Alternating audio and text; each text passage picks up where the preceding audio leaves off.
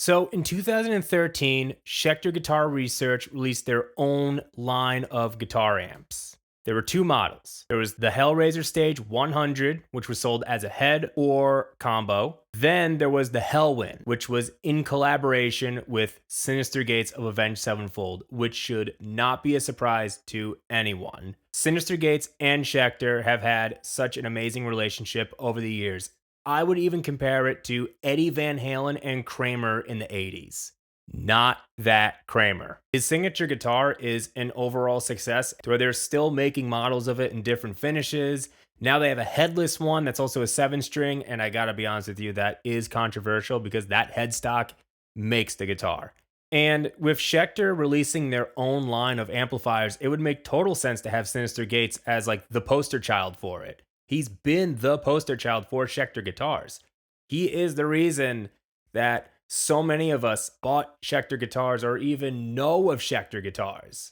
I had two when I was a teenager. However, this amp was very short-lived. It came out in 2013, but was discontinued in 2015. Now, why did this amp not work out too well? There is a joke with Schecter Guitar Research kind of being known as like the teenager brand or like the dudes who chug Monster Energy, like that whole persona. It's not wrong. There is an issue that I have with Schecter is that their designs tend to be a little juvenile, and rightfully so. I mean, the clientele of Schecter Guitar Research was teenagers who are going to be more intrigued by a guitar that has a really cool design, cool finish, like a sick headstock. I mean, his name in the inlays is just sick. Teenagers are going to look over an amp, which would help craft a great tone and sound closer to Synyster Gates, but no, they want the guitar. Again, with the marketing, the way this amp was promoted, I felt like they could have done more. For instance, there's a Premier Guitar rig rundown where they talk about the Hellwin. Unfortunately, Synyster Gates was not there to talk about the amp. It was his tech. And I'll let you watch this clip. Synyster's model here that Schecter made. I guess you got the lights. It has a clean channel, both so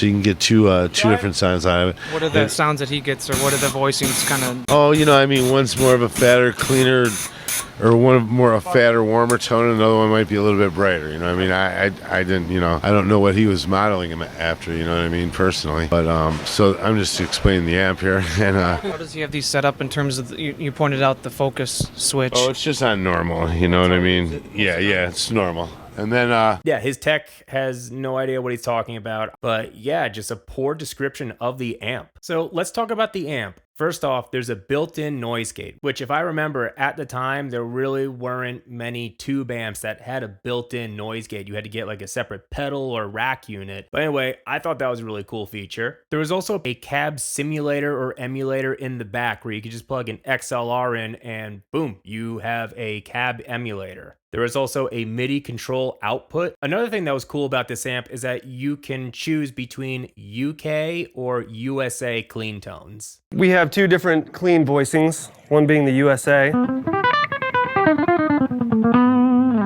And then you have the UK voicing.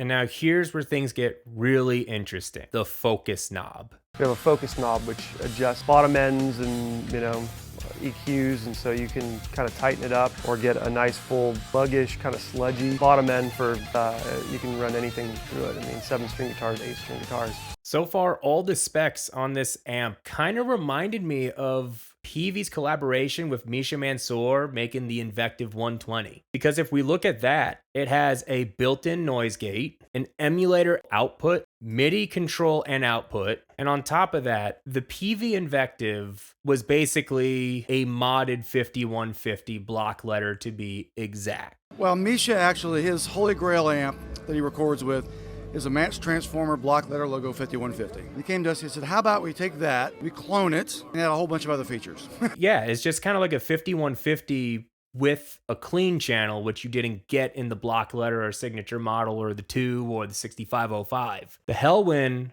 was designed with James Brown. No, not that James Brown. The James Brown who crafted the original 5150 block letter with Peavey and Eddie Van Halen. I gotta be honest with you, these amps, just the features, so similar. Like, I'm not saying that Peavey or Misha stole from Schecter or anything, but this is pretty wild. And what I don't get is that the Invective went on to sell very well. It was like a success. They're still making models today. I believe they came out with a combo version. They even went ahead to make a mini head.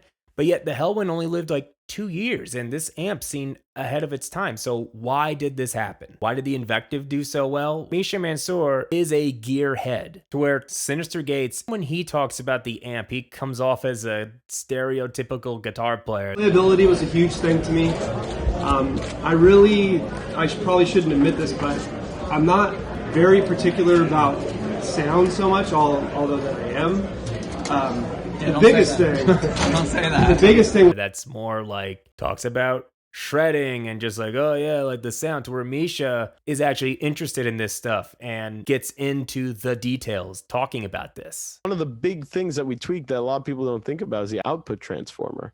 People spend so much time freaking out about tubes, and we did spend time, experimenting with tube choices and all that stuff. The smallest changes on the output transformer, it was massive changes in sound, So like that's what we spent quite a bit of time tweaking. Where Misha is rather more the bedroom producer. People who do care about having good tone, like good quality amps and everything else around a guitar, to where Synyster Gates really is the shredder, the teen guitar idol. Another reason why I feel like this amp may have not done so well was the pricing. Again, Schecter's clientele, teenagers who didn't have the money for expensive amps, to where, yeah, they had like a combo version of the Hellraiser, but for the Hellwin, there was really nothing else. To where if you look at the Invective, they came out with the Invective 120, then the Invective Mini Head, which was a way to reduce the price, to make it more accessible,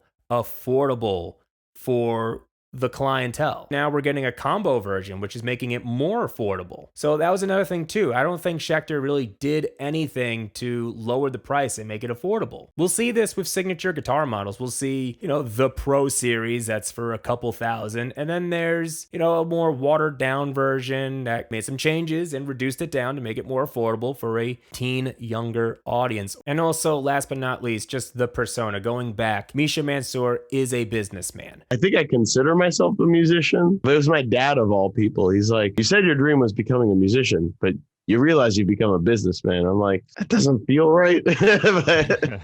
but I guess I think I like slightly pivoted into that, or maybe I do a bit of both. That's what makes Misha Mansour so special, is that he knows how to sell a product. It's just interesting. Both these amps are so similar in these features. Yeah, no, there's some different things with the Invective. I think it's pretty cool that you could actually like power your guitar pedals in the back. The biggest thing here I will say is this. The Peavey Invective looks like a collaboration. If I'm not mistaken, Misha Mansour's name is not on there at all. He's mentioned with it because he helped design it, but it's not a signature amp. Synyster Gates, however, is a signature amp. And honestly, that is kind of the issue I think that is going on with signature models these days, is that what is a true collaboration and making something different and pushing the envelope, as opposed to just slapping somebody's name onto something. And that's what I feel like happened with this amp and why it didn't do so well. I am very curious to know if Peavey and Misha or whoever was involved on that end took from this model. I'm just so curious to know. I would love to hear someone's opinion on that. So anyway, yeah, I just wanted to talk about this amp. I saw a video of it on TikTok and it brought me down memory lane. Anyway, let me know your thoughts in the comments. Be sure to like and subscribe. See ya.